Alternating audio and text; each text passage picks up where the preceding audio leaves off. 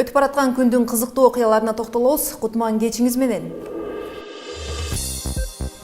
Көз карандысыз мамлекеттердин шериктештигине келген сыйлуу коноктор ондогон маселени ортого салып жаткан Кыргызстан эмнелерди сунуштоодо? Ошондой эле 25ге чыгып жаткан уюмдун келечеги кандай болот? Инишке алынып жаткандагы кандай көмүскө сүйлөшүүлөр, чечимдер болуп жатканын билип көрдүк. Бул арада элге көп көрүнбөй калган туңгуч президенти Аскар Акаев агынан жарылды. Аны бийликтен оодаргандар ким экенин чет элдик басылмага берген маегинде айтып берди. Мен Айзек Атамбекова, эми четинен баяндап баштайм.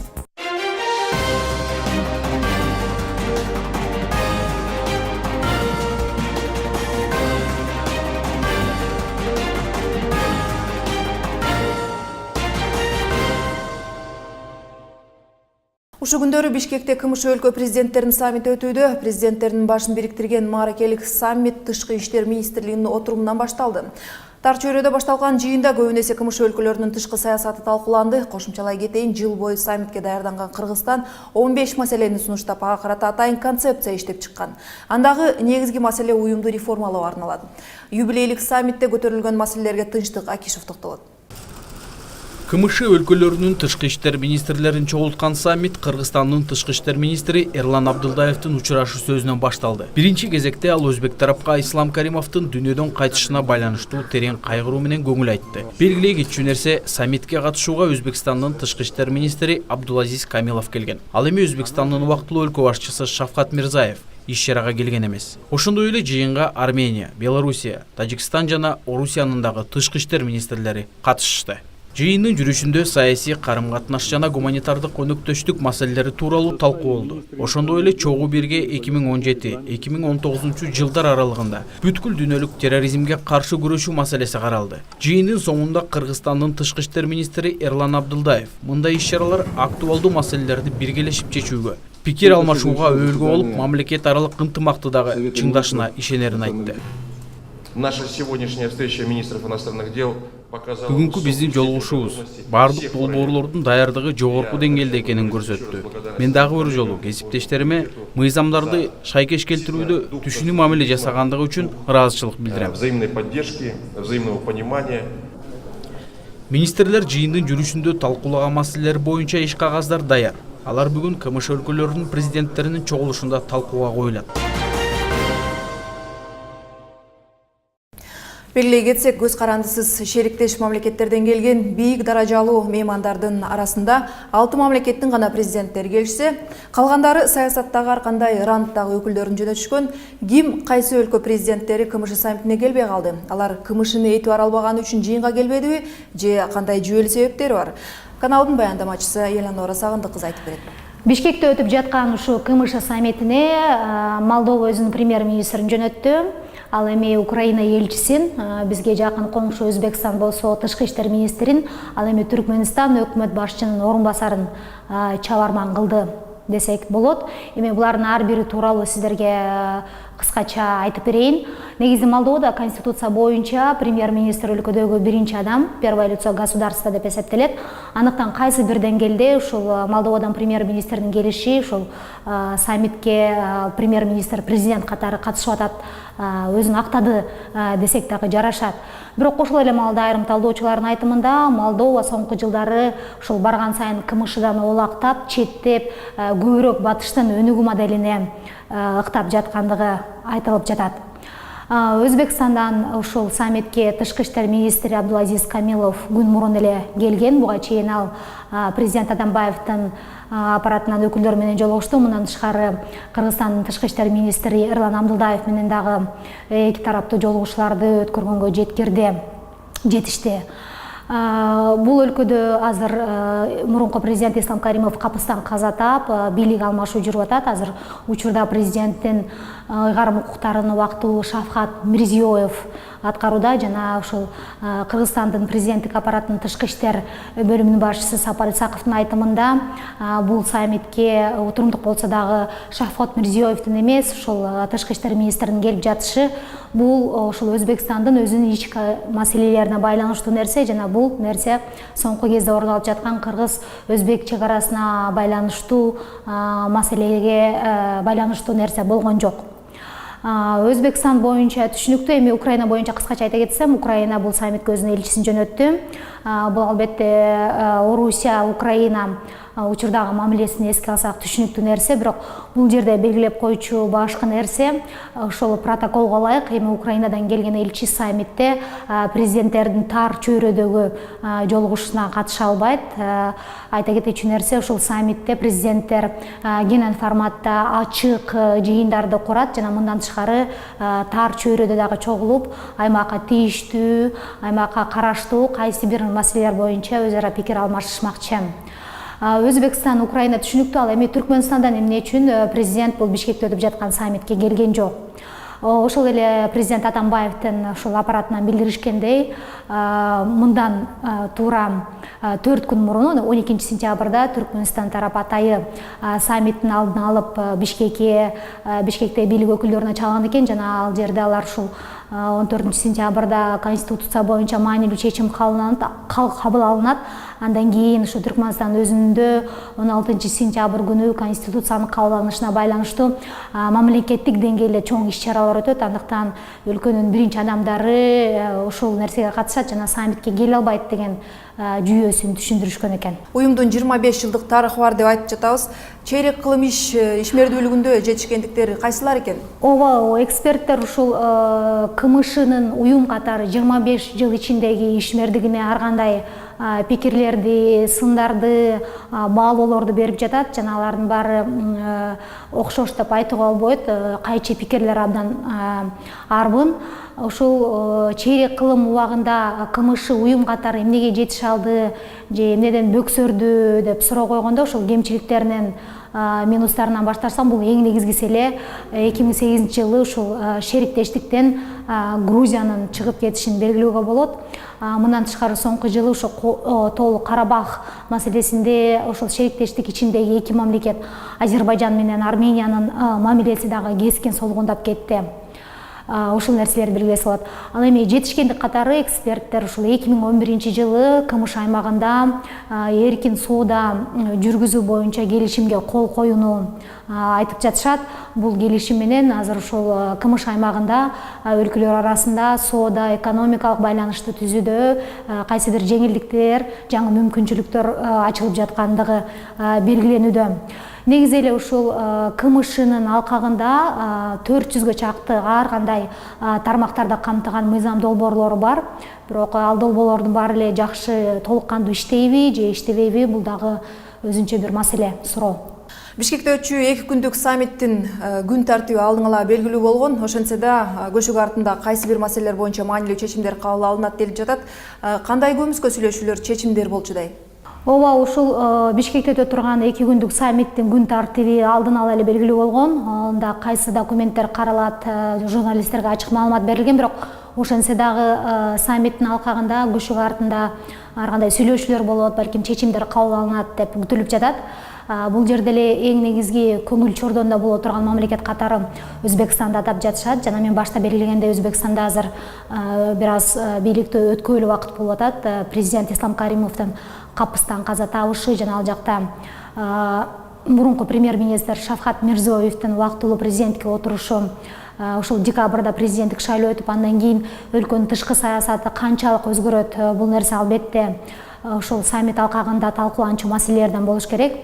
Эксперттердин баамында ушул Орусия, дүйнөдөгү башка негизги саясаттагы оюнчулар АКШ, Кытай өңдө эле Өзбекстанга баягы кызыгуусун артып атат деп жатышат жана бул жакшы мүмкүнчүлүктөн кое бербей, ушул Өзбекстандан тарап келген өкүл менен сүйлөшүп, кайсы бир маселелер боюнча чечимдер кабыл алынбаса дагы ошого таасир этчү сүйлөшүүлөр болот деген ойлорун айтып атышат. Айта кетүүчү нерсе, ушул Бишкекте өтө турган саммиттин алкагында орус президенти Владимир Путин менен Өзбекстандан келген тышкы иштер министри Камиловдун эки тараптуу жолугушуу өтөөрү белгилүү болду.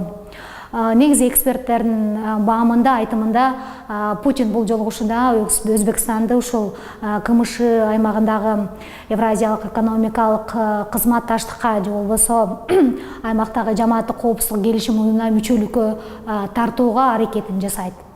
Дагы бир белгилеп кетүүчү нерсе, эртең 17 сентябрда Кыргызстанда ушул президент Алмазбек Атамбаевдин туулган күнү. Анын туулган күнү ушул саммиттин экинчи күнүнө туура келип атат. Албетте президенттер чогулуп жаткан чакта бул дата өз ара ичара белгиленет деп күтүлүүдө. Жана ушул күнү айта кетүүчү нерсе, президенттин ошол эле орус президенти Владимир Путин менен Атамбаевдин эки тараптуу сүйлөшүүсү күтүлүп жатат. Азырынча ал жакта сүйлөшүү эмне тууралуу болот жалпы жонунан белгилүү, бирок мындан тышкары кошумча кандай маселелер каралат толук ачыкталып бүтө элек. Рахмат, Элеонора. 2 күн бою өтчү саммитте келген сыйлуу коноктор үчүн мамлекеттик резиденцияда атайын конок үйү салынган. Алардын жашаган жерлери жана иш-чара өтчү жай күчөтүлгөн көзөмөлгө алынды. Ал эми саммиттеги жаңылыктарды чагылдыруу үчүн чет өлкөдөн 150, жергиликтүүдөн 70 журналист катышууда. КМШ мамлекеттеринин кийинки жылдагы саммити Москвада өтөрү белгилүү болду. Орусия ээлик кыла турган 2017 жылдагы КМШ саммити Москвада октябрь айында өтөт. Көз карандысыз мамлекеттердин шериктештигине мүчө өлкөлөрдүн жыйыны тууралуу кебизди улантабыз. 25 жылдык тарыхы бар уюмдун келечегин саясатталдоочу юрист Бекбосун Бөрүбашев менен да талдап көрөлүк деп турабыз. Бекбосун мырза, кош келипсиз бизге. Айтсаңыз, макулдашуулардын көбү экономикалык багытта экенин эске алганда, азыркы тапта көйгөйлөрдү чечип бере тургандай уюмдун ролу күчтүүбү? Эң биринчи жобагы КМШ өлкөлөрүнүн түзүлүшүнө токтолуп кетели. Анткени баягы КМШнын негизги максаты 1991 жылы Алматы декларациясы кабыл алынган 21 декабрда. Мына ошондогу андан кийин 1-2 жылдан кийин устав кабыл алынды. Мына ошондогу эң негизги максат жазылганда бул баягы Советтер Союзу кулагандан кийин ошо союздун ичине кирген республикалардын ортосундагы экономикалык, социалдык, гуманитардык, илимий жана саясий мамилелерди сактап калуунун бирден бир жолу болчу.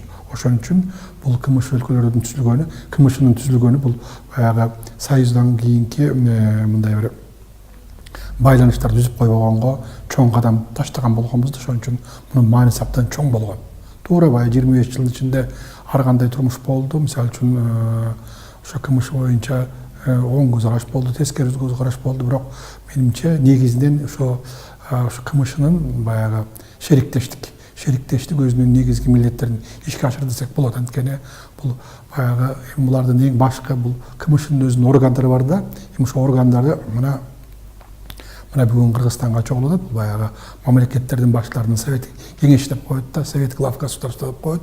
Мына ошо кеңеш чогулуп атат. Мына биз айта турган болсок, буга чейин Кыргызстан биринчи жолу 2008 жылы ушул КМШга дагы төрага болгондо, мына бул экинчи жолу болуп атат. Ошондо мына бүгүн бир биздин билишибизге караганда бир 15ке жакын документке кол коюлат экен. Андан башка дагы КМШнын ишине баягы мындай бир уюштуруу маселелери боюнча да каралат экен. Аны эртең бир күндөрдөн жыйынтыгын көрөбүз. Чындыгында бул баягы мурунку союздук республикалардын ортосундагы ажырымды мындай кармап калуу, ошол көйгөйлөрдү чечүүнүн бирден бир ошол убактагы туура жолу болуп эсептелинет. Андан башка бул мамлекеттердин ортосундагы мындай карым катнашты, байланыштарды эл аралык уюмдар аркылуу чыңдашат да. Мына ошо бул дүйнөлүк практикада ошондой. Мына ошонун бирден бир көрүнүшү ушул жана КМШнын түзүлүп калгандыгы. Бул баягы эл аралык уюмдар өзү эки түргө бөлүнөт.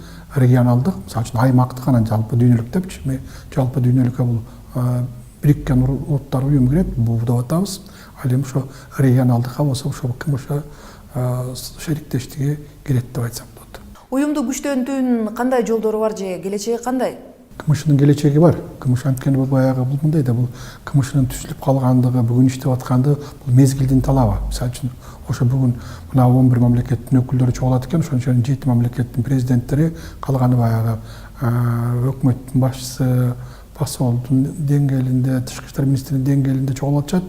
Мунун келечеги бар. Анткени мунун келечекти турмуш өзү мындай бир талап кылып атат да. Анткени ошо КМШга кирген мамлекеттердин ортосунда сөз экономикалык байланыш бар, саясий байланыш бар, башка байланыштар бар. Ошон үчүн аларды жөнгө салып туруш үчүн ушундай бир шериктештик уюм керек. Бул келечеги бар. Аны эми кандай иштетиш ал мезгилинин талабы. Биз билебиз, негизи ар кандай уюмдардын жыйындары байма-бай өтүп келет. Бирок жакында эле биз мүчө болгон Евразиялык экономикалык биримдикти ушул уюм алмаштыра алабы? Эми түшүнүп атам, баягы Евразия деп атпайбызбы?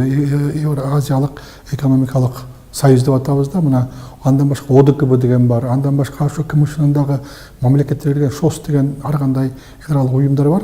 Бирок ар бир эл аралык уюмдардын өзүнүн орду бар. Ошон үчүн мисалы үчүн Евразес ушу КМШны толук алмаштырат дегенге болбойт. Анткени биринчиден анын масштабы тарыраак, экинчиден анын койгон маселеси бул баягы эркин экономикалык зоналарды түзүү, ошо мамилелерди өнүктүрүп атат. Ошон үчүн КМШныкы болсо, эгерде мына КМШны баягы иш алып барган ишин караш үчүн аякта кандай органдар бар да, мисалы үчүн КМШнын рамкасында алкагында 9 чоң ири орган уюштурганда ошо иштеп бара турган. Ошон үчүн мисалы үчүн КМШнын иштеп кетиши, анын баягы кыймылдаган аракеттери Евразеске караганда, ОДКБга караганда, ШОСко караганда ар тараптуу деп айтсак болот. Ошон үчүн ар бир уюмдун өзүнүн орду бар. Ошон ичинде КМШнын да өзүнүн орду бар. Рахмат Айтамбек Морсун мырза, көз карандысыз мамлекеттердин шериктештигинде мүчө өлкөлөрдүн уюмунун келечегин юридика илимдеринин доктору Бекбосун Бөрүбашев менен талкууладык.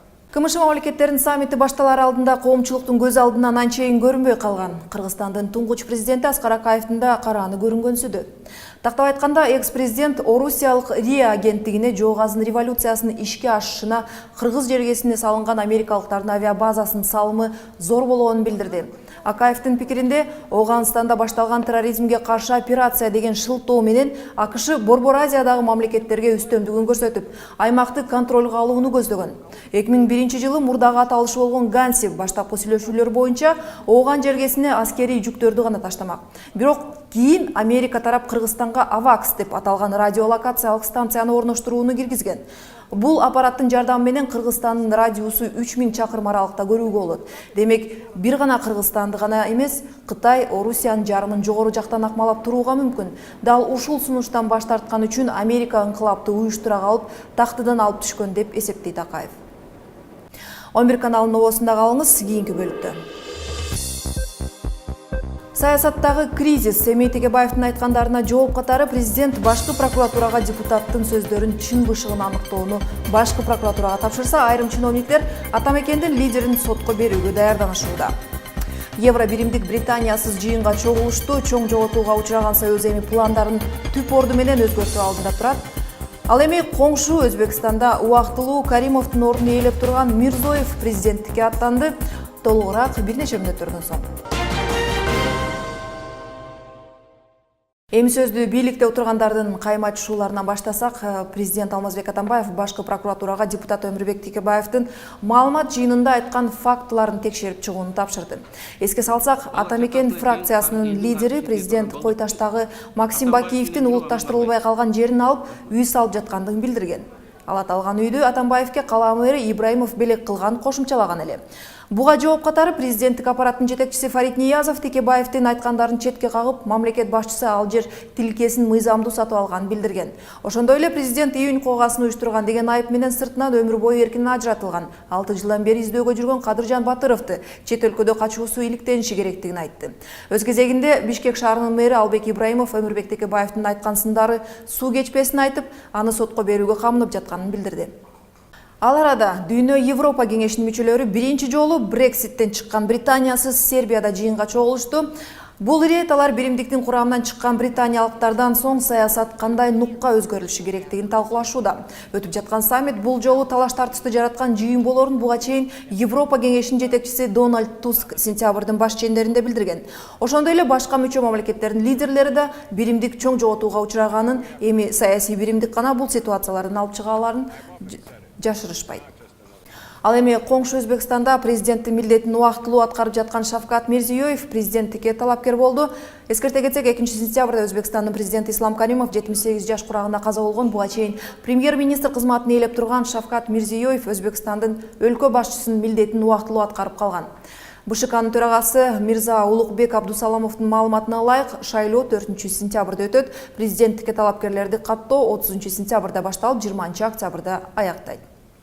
Спорт кабарларынан кыргызстандык Мерим Жуманазарова ушул күндөрү Грузиянын борбору Тбилисиде өтүп жаткан спорттук күрөш боюнча өспүрүмдөр арасында дүйнө чемпиондугуна кыздар арасында эркин күрөштөн коло байге тагынды. Жуманазарова 65 килограммга чейинкилер арасында 15 сентябрда күч сынашкан.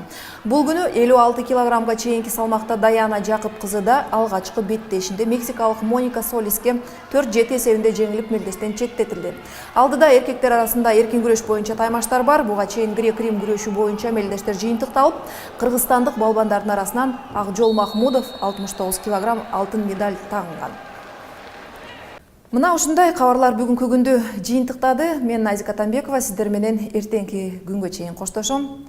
Жакшы калыңыздар.